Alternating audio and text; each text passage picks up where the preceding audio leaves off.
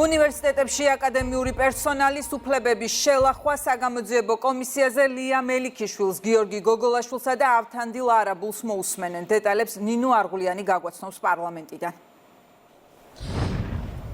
დაახლოებით 1 საათია საგამოძიებო კომისია ლია მელიქიშვილს უსმენს, აკადემიკოს, რომელიც იხსენებს თუ როგორ მოექცა ნაციონალური მოძრაობის ხელისუფლება უმაღლეს სასწავლებლებში პროფესორებს და როგორ გაათავისუფლეს ისინი სამსახურებიდან, უпростоრად გაყარეს სამსახურებიდან ახსნა განმარტების გარეშე. ლია მელიქიშვილი ამბობს, რომ მაშინ კახალომაია იყო განათლების მინისტრი და მის რეფორმას არაერთი პროფესორის სიცოცხლეც კი შეეწირა. მან გაიხსენა დღეს ისტორიკოსი თამარ კეკელიძე, რომელიც უნივერსიტეტიდან გათავისუფლების შემდეგ რამდენიმე დღეში გულის შეტევით გარდაიცვალა.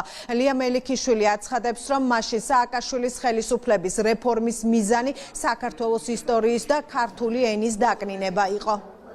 თამარი იყო საკმაოდ პატრიოტი ადამიანი. ძალიან კარგად იცოდა საქართველოს ისტორია, იმიტომ რომ იყო სპეციალისტი ამისი. მუშაობდა ჩვენთან ისტორიის ინსტიტუტში.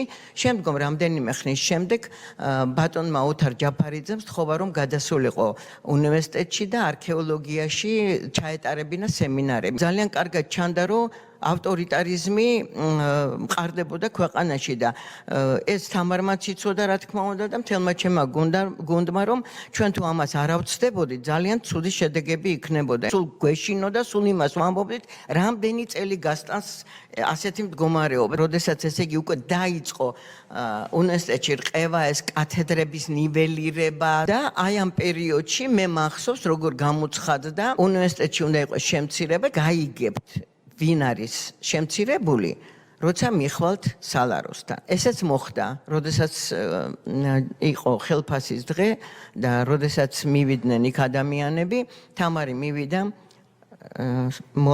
მოლარემ უთხრა, რომ სამწუხაროდ თამარ შენ სიაში არ ახარო. სახლში რო წავიდა, იმ საღამოს, ესე იგი მთელი ღამე ჩვენს მეგობარს ესაუბრა, ყვებოდა, რომ რამდენად შეურაცხყოფილია იმითი, რაც მოხდა, რომ დაამთავრა საუბარი, გახდა ცუდად. რა თქმა უნდა, იმ წუთშივე სამავანტყოფოში წაიყვანეს, მაგრამ ვერაფერი ვეღარ უშველეს თამარს, ის გარდაიცვალა გულით. თითქოს ირიბი ძალადობის ცინიზმით იყო ესე იგი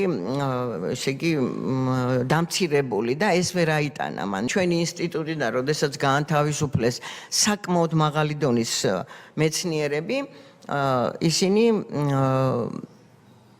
ისე მოხდა, რომ ერთმანეთს მიყოლებით ყველა გარდაიცვალა. და თან მინდა გითხრათ, რომ ვერ ვასწრებდით პანაშვიდზე მისვლას.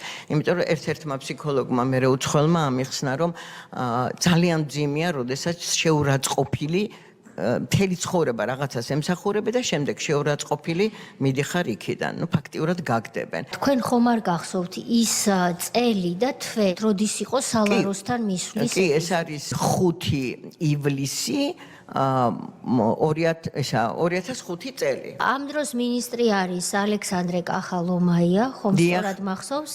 მისი რეფორმის მსხვერპლია ქალბატონი თამარ კეკელიძე. მიზანი რა იყო თქვენ? მიზანი არ ვიცი იმათ თავებში რა იყო, ის მიზანი დღეს ჩანს, იმიტომ რომ მეცნიერება ძალიან ცუდ დღეშია, ანუ შედეგი ეს არის. ისტორიის კათედრას ინსტიტუტს უფრო მეტად ებრძოდნენ, ვიდრე სხვებს ასე ამბობთ? ებრძოდნენ. უნდა ჩავთვალოთ, რომ ებრძოდნენ. არა მარტო ისტორია, ენაც.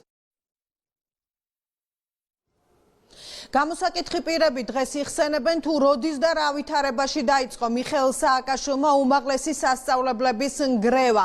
სწორედ ეს არის საკითხი, რასაც იკვლევს საგამოძიებო კომისია. გარდა აკადემიკოს ლია მელიქიშვილისა, დღეს საგამოძიებო კომისია 2 პროფესორს მოусმენს.